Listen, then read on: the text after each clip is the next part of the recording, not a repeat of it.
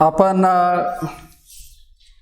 पर्जन्याच्या प्रकाराबद्दल माहिती पाहत आहोत। मागे आपण ढगांचे जे विविध प्रकार आहेत त्याबद्दल सविस्तर माहिती पाहिलेली आहे। सर्वसाधारणपणे वातावरणातील जे काही बाष्प आहे या बाष्पाचं सांद्रीभवन होऊन त्याच्या द्रव स्थितीमध्ये रूपांतर होतं आणि त्यापासून वृष्टी होते किंवा पाऊस पडतो। प्राकृतिक भूगोलाच्या अभ्यासामध्ये म्हणजे जलचक्राच्या अभ्यासाला किंवा जलचक्राला अतिशय महत्त्वाचं अशा प्रकारचं स्थान आहे। कारण जलचक्र जे आहे हे जे तीन मुख्य आवरण आहेत या तिन्ही आवरणांना एकत्रित अनुबंधित ठेवण्याचं कार्य हे जलचक्राद्वारे होतं। जलचक्रामुळे जे काही सजीव आहेत म्हणजे पृथ्वीवर असणारे जे काही सजीव आहेत या सजीवांचं जे काही अस्तित्व आहे हे अस्तित्व टिकून राहतं। तर जलचक्रामध्ये आपण प्रामुख्याने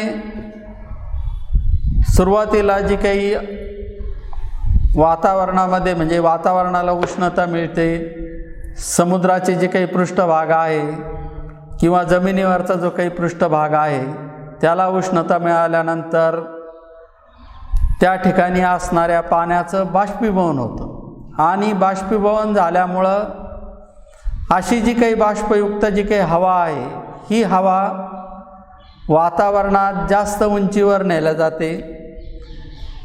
पुन्हा ती हवा म्हणजे त्या हवेमध्ये असणारं जे काही बाष्प आहे त्या बाष्पाचं सांद्रीभवन होतं आणि सांद्रीभवन होऊन पाऊस पडतो। म्हणजे पदार्थाच्या ज्या काही तीन अवस्था आहेत या तीन अवस्था म्हणजे हे जे काही बदल होतात हे भौतिक स्वरूपाचे जे काही बदल होत असतात यातून वृष्टीची निर्मिती होते। पृथ्वीवर जो काही पाऊस पडतो त्याचे तीन मुख्य प्रकार आहे। त्यामध्ये पहिला प्रकार जो आहे तो म्हणजे आरोह किंवा अभिसरण पर्जन्य। अभिसरण जे काही पर्जन्य आहे या पर्जन्याची जी काही निर्मिती आहे त्या निर्मिती होण्याच्या विविध पायऱ्या आहेत। सुरुवातीला म्हणजे भूपृष्ठ उष्णता ग्रहण करतं,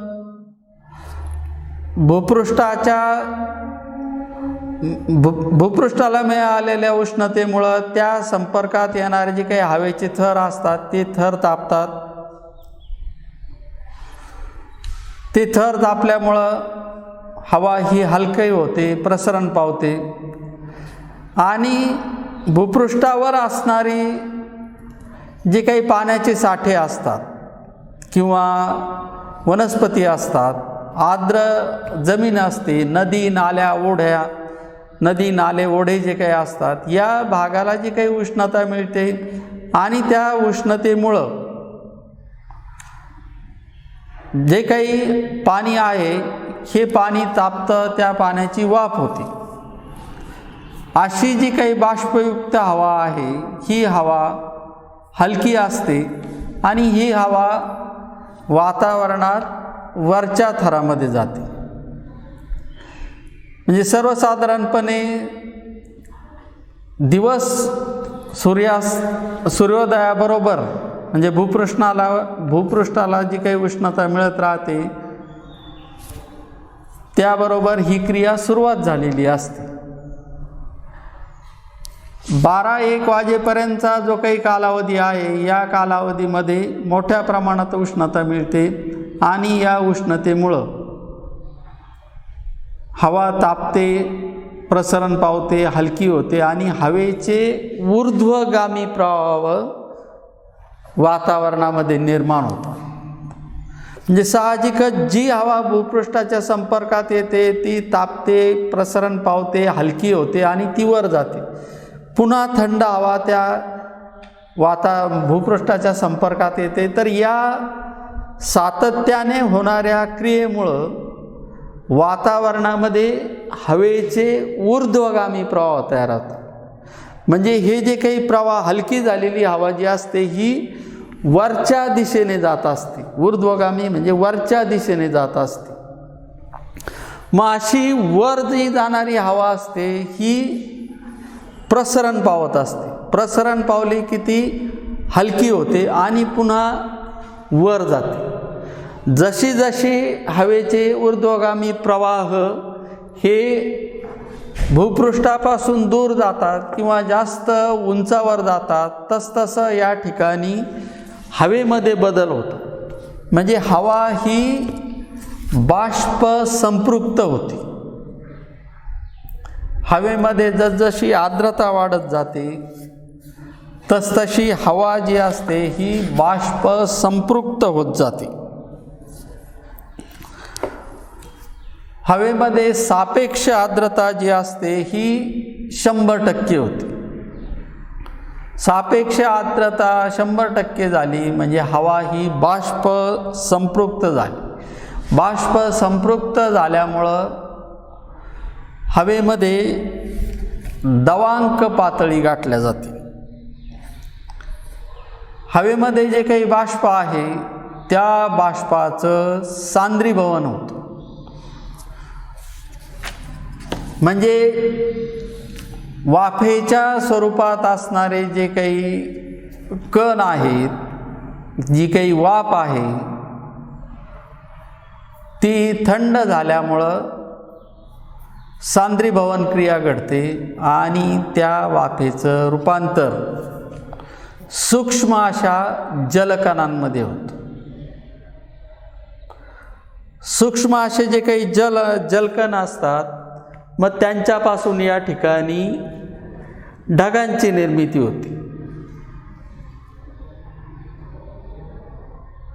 हे जे काही ढग आहेत हे वरच्या थरामध्ये असतात, वरच्या थरामध्ये जातात आणि तापमान हे कमी होतं.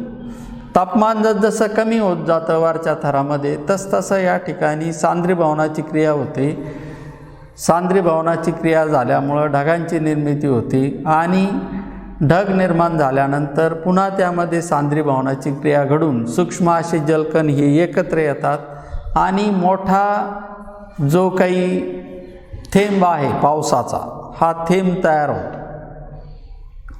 म्हणजे अर्धा मिलीमीटरपेक्षा जास्त अशा आकाराचा जो काही पावसाचा थेंब आहे तो तयार होतो. पुन्हा जलकण एकत्र येतात, थेंबाचा आकार हा वाढत जातो. आकार वाढला म्हणजे साहजिकच त्याचं वजन वाढतं आणि वजन वाढल्यामुळं ते जास्त काळ तरंगू शकत नाही आणि यातून पर्जन्याची निर्मिती होते. पर्जन्यवृष्टीला सुरुवात होते. तर हवेच्या अभिसरण प्रवाहापासून म्हणजे हवेचे ऊर्ध्वगामी अभिसरण प्रवाहापासून जो पाऊस पडतो त्या पर्जन्याला किंवा पावसाला आरोह किंवा अभिसरण पर्जन्य असं म्हणतात. अभिसरण पर्जन्य जे आहे ते विशेषतः विषुववृत्तीय भागामध्ये पडतं. विषुववृत्ताच्या दरम्यानचा जो काही प्रदेश आहे, विषुववृत्तापासून 5 अंश उत्तर व दक्षिण अक्षवृत्ताच्या दरम्यानचा जो काही भाग आहे या भागामध्ये वर्षभर सूर्यकिरण लंबरूप पडतात. साहजिकच सूर्यकिरण लंबरूप पडत असल्यामुळं जास्त उष्णता मिळते आणि हा जो काही भाग आहे हा पूर्णतः जंगलांनी व्याप्त अशा प्रकारचा आहे. सदाहरित वनांचा प्रदेश आहे आणि त्यामुळं वनस्पती ज्या असतात त्या वनस्पतीद्वारे सुद्धा प्रचंड प्रमाणात जे काही बाष्प आहे हे बाष्प उत्सर्जन हे हवेमध्ये होत असतं.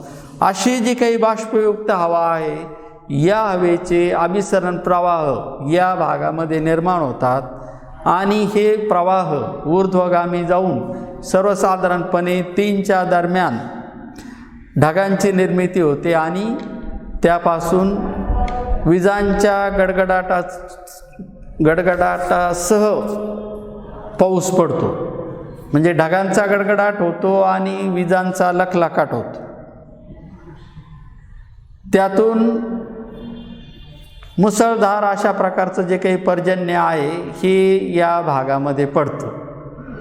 मोसमी पावसाचा जो काही भाग आहे या भागामध्ये सुद्धा आपणाला कधीकधी म्हणजे विशेषतः वळिवाचा जो काही पाऊस आहे, मे महिन्याचा जो कालावधी पडणारा जो काही पाऊस आहे तो पाऊससुद्धा अशाच प्रकारचा पाऊस असतो. अभिसरण अशा प्रकारचा पर्जन्य म्हणजे अभिसरण जे काही पर्जन्य आहे हे पर्जन्य अभिसरण प्रवाहामुळे निर्माण होतं.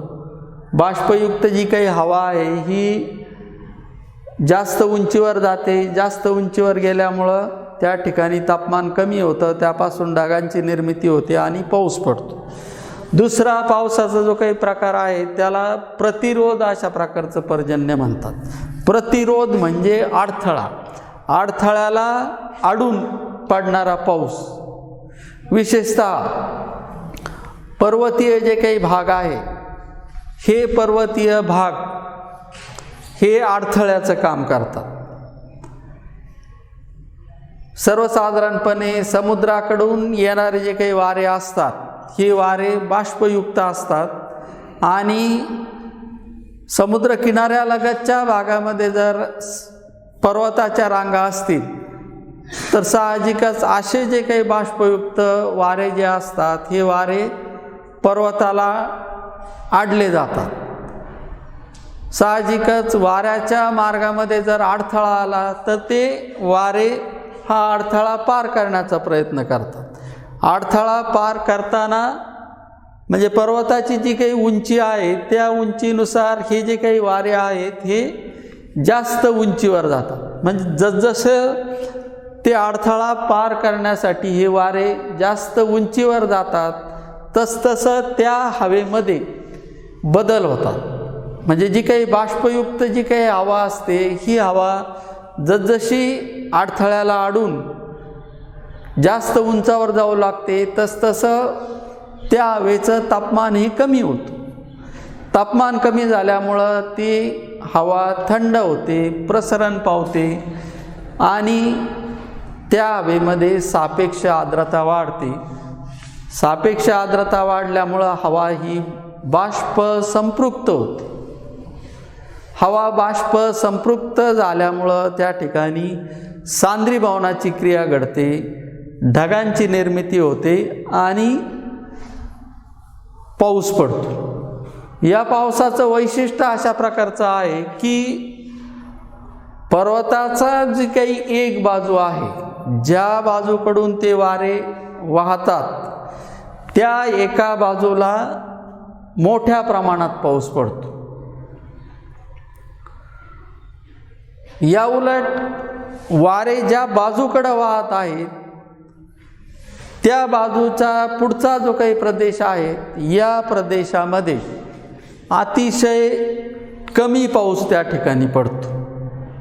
उदाहरण घ्यायचं ठरलं तर या ठिकाणी सह्याद्री पर्वतरांग जी काही आहे, नैऋत्य मोसमी जे काही वारे असतात हे समुद्राकडून येतात आणि सह्याद्री पर्वतरांगेला अडवले जातात.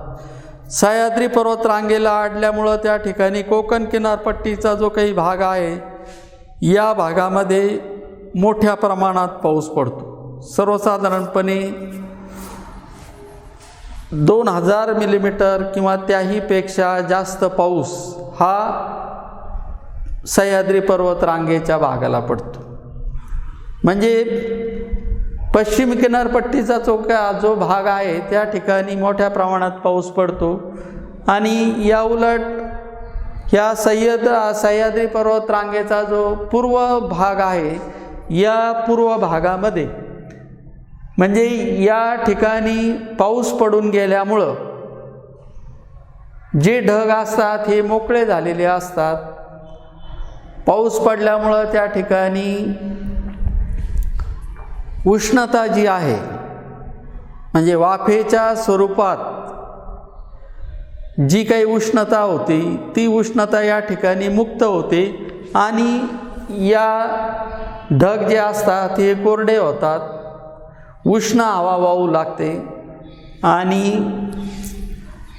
पूर्व जी काही बाजू आहे या भागामध्ये अत्यल्प पाऊस पडतो किंवा अतिशय कमी पाऊस पडतो आणि या ठिकाणी पर्जन्य छायेचा प्रदेश निर्माण होतो.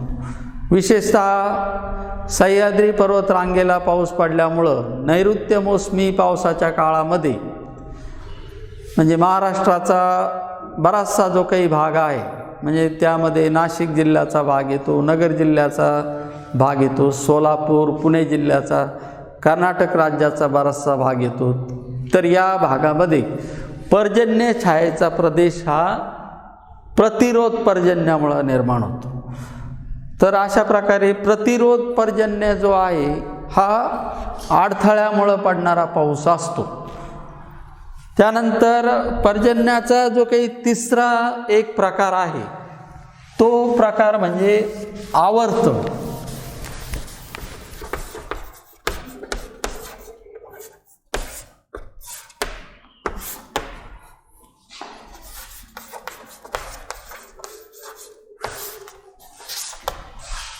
आवर्त हा जो काही पर्जन्याचा प्रकार आहे हा प्रकार सर्वसामान्यपणे म्हणजे चक्रीवादळ ज्याला आपण म्हणतो तर अशा प्रकारची जी काही चक्रीवादळं आहेत यापासून पडणारा जो काही पाऊस आहे याला आवर्त पर्जन्य असं म्हणतात.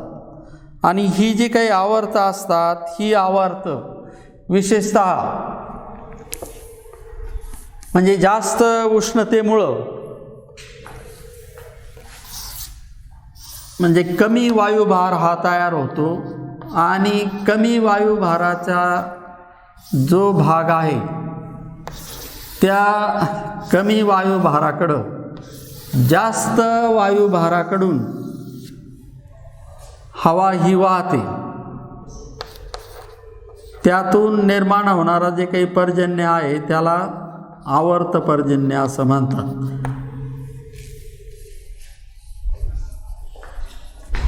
सर्वसाधारणपणे बंगालचा जो काही उपसागर आहे आणि अरबी समुद्राचा जो काही भाग आहे या भागामध्ये आवर्त ही निर्माण होतात आणि निर्माण झालेली जी काही आवर्त समुद्रावर निर्माण होतात आणि ते जमिनीच्या भागाकडे प्रवास करतात. तर आवर्ताचा जो काही विस्तार असतो हा विस्तार 500 किलोमीटरपासून 1000 किलोमीटरपर्यंत सुद्धा असू शकतो. आणि वायुभाराचा जो काही वायुभार जो असतो तो वायुभार हा म्हणजे समभार रेषावर आपणाला कळू शकतो, त्याची तीव्रता ही कळू शकते आणि त्यानुसार त्याचं मार्गक्रमण कुठून कोणत्या भागामध्ये होऊ शकतं हे हवामान विभागाद्वारे त्याची माहितीही दिल्या जाते. सर्वसाधारणपणे तयार होणारी जी काही आवर्त असतात ही आवर्त समुद्राकडून जमिनीकडे येतात आणि ते जास्त जर वेग त्याचा असेल तर त्यामुळं किनारपट्टीचे जे काही भाग आहेत त्या किनारपट्टीच्या भागामध्ये मोठ्या प्रमाणात पाऊस पडतो. 3 ते 4 दिवस पाऊस पडतो. विस्तीर्ण भागामध्ये कमी कालावधीमध्ये जास्त पाऊस पडतो. तसंच वाहणारे जे काही वारे असतात हे समुद्राकडून जमिनीकडे वाहत असतात. आवर्त जर जमिनी किंवा भूभागावर जर आलं तर त्यामुळं भूभागावर विस्तृत भागामध्ये कमी कालावधीत जास्त पाऊस होतो. वारे हे समुद्राकडून जमिनीकडे वाहत असल्यामुळं जमिनीवर पडणारा जो काही पाऊस आहे त्यामुळं पूर येतात. पण त्याच वेळेस समुद्र हा खवळलेला असल्यामुळं पुराचं जे काही पाणी आहे हे समुद्रामध्ये जाऊ शकत नाही आणि ते आजूबाजूचा जो काही भूप्रदेश आहे या भूप्रदेशामध्ये पसरून पूर परिस्थिती निर्माण होतो। आवर्तामध्ये जर वायुभाराचा उतार जर तीव्र असेल तर जास्त वेगाने वारे वाहतात आणि जास्त वेगाने वाहणारे जे काही वारे आहेत हे अत्यंत हानिकारक असतात। म्हणजे किनारपट्टीचा जो काही भाग आहे त्या भागामधील असणारी घरं असतील, त्या भागामधील असणारी जी काही झाडं असतील त्याचं मोठ्या प्रमाणात नुकसान होतं, जीवितहानी होते। अलीकडच्या काळामध्ये उपग्रहाच्या साहाय्याने जी काही आपणाला माहिती मिळते आणि हवामान विभागाद्वारे जी काही माहिती मिळते त्याद्वारे आपणाला आवर्त निर्माण होण्याच्या स्थितीपासून आवर्त तयार झाल्यानंतर त्याचा कसा प्रवास होणार आहे या संदर्भात अगोदर माहिती ही देता येते आणि त्यामुळं ज्या भागामध्ये आवर्ताचा फटका बसण्याचा किंवा चक्रीवादळाचा फटका बसण्याची शक्यता आहे अशा भागातील जे काही लोक आहेत त्यांना आपण सुरक्षित ठिकाणावर हलवू शकतो आणि त्यामुळं मोठ्या प्रमाणात जीवितहानी ही टळते। तर अलीकडच्या मागच्या 5-10 वर्षाची जी काही उदाहरणं आहेत तर आपत्ती व्यवस्थापन कक्ष हा आता प्रत्येक जिल्ह्यामध्ये शासनाने स्थापन केलेला आहे आणि या आपत्ती व्यवस्थापन कक्षाला म्हणजे केंद्राकडून आणि मौसम विभागाकडून म्हणजे हवामान विभागाकडून वेळोवेळी या संदर्भात सूचना या देण्यात येतात आणि त्या अनुषंगाने त्या भागातील जे काही प्रशासन असतं ते प्रशासन हे जनतेला सतर्क करून अशा आपत्तीच्या कालावधीमध्ये त्यांना त्या ठिकाणापासून सुरक्षित अशा ठिकाणी हलवत असतं। त्यामुळं मनुष्यहानी कमी होते, पण वित्तीय हानी जी आहे ही आवर्तामुळं मोठ्या प्रमाणात होते। पिकांची हानी होते, रस्ते दळणवळण मार्ग हे त्यामुळं खराब होतात। तर आवर्त हे उष्णकटिबंधीय भागामध्ये निर्माण होतात आणि समशीतोष्ण कटिबंधाचा जो काही भाग आहे या भागामध्ये म्हणजे उष्ण आणि शीत अशा दोन्ही भागाकडील ज्या काही वायुराशी आहेत या वायुराशी एकत्र आल्यामुळं त्या ठिकाणी जो काही पाऊस पडतो तो पाऊससुद्धा मोठ्या प्रमाणात पडत असतो आणि त्या भागामध्ये म्हणजे समशीतोष्ण कटिबंधाचा जो काही भाग आहे अशा भागामध्ये सुद्धा विस्तीर्ण भागामध्ये म्हणजे प्रत्यावर्त तयार होतात। म्हणजे मध्यवर्ती भागामध्ये हा जास्त दाब असतो आणि बाजूचा जो काही प्रदेश असतो त्या प्रदेशामध्ये कमी दाब असतो। उष्ण आणि शीत वायुराशी ज्या असतात या एकत्र होताना या सहजासहजी एकत्र होत नाही आणि त्यामुळं सुद्धा वादळी स्थिती निर्माण होते आणि त्याचासुद्धा त्या भागातील जनजीवनावर परिणाम होतो। अशा प्रकारे पर्जन्याचे 3 जे काही प्रकार आहेत ते आपण या ठिकाणी पाहिलेले आहेत। अभिसरण पर्जन्य, प्रतिरोध पर्जन्य आणि आवर्त पर्जन्य। थँक्यू।